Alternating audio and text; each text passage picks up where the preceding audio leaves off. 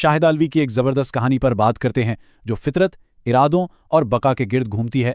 जरा सोचिए, क्या कभी किसी की मदद करना एक बहुत बड़ी बल्कि तबाहकुन गलती साबित हो सकती है? जंगल में एक बकरी को यूं बेफिक्री से घूमते देखकर एक कौवा बिल्कुल हैरान रह गया। आखिर उससे रहा न गया और पूछ ही लिया, भाई क्या तुम्हें शेर से डर नहीं लगता? असल में शेरनी मर गई थी तो इस बकरी ने यतीम बच्चों को पाला और अब वो उसके मुहाफिज थे। इसी नेकी की बदौलत बकरी पूरे फख्र से कहती, किसी जानवर की मचाल नहीं जो मुझे नुकसान पहुंचाए। ये शान देखकर कौवे ने भी दिल में ठान ली कि बस अब मुझे भी ऐसा ही रुतबा चाहिए।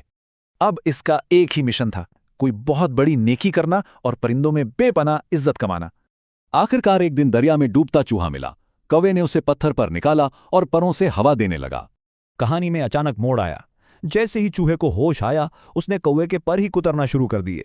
कौवा अपनी नेकी की खुशी में मग्न था और चूहा अपनी मुकम्मल तबाहकुन फितरत में। क्या जबरदस्त तजाद है।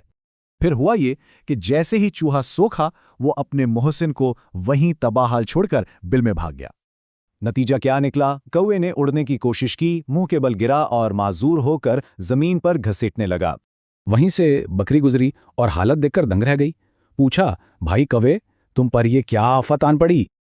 कौवा तो गुस्से में भरा हुआ था, पलटकर बोला, ये सब तुम्हारा किया धरा है। बकरी ने समझाया कि शेर आला ज़र्फ थे जिन्होंने हिफाजत की, लेकिन चूहे की जिबिल्लत ही तबाहकुन थी। यही तो बेजा नेकी है, यानी किसी की बुरी या जहरीली फितरत को समझे बगैर उसके साथ भलाई करना। बकरी का कड़वा सच सुने, बदजात और बदनस्ल के साथ नेकी का अंजाम वही होता है जो तुम्हारा हुआ। और क्या खूब मिसाल दी है कि कौवे के बच्चे कभी मोती चुगने से हंस नहीं बन जाते।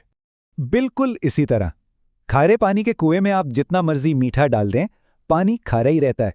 जाते जाते ये जरूर सोचिएगा, हम कहाँ किसी खारे कुएं में मिठास घोलने की नाकाम कोशिश कर रहे हैं।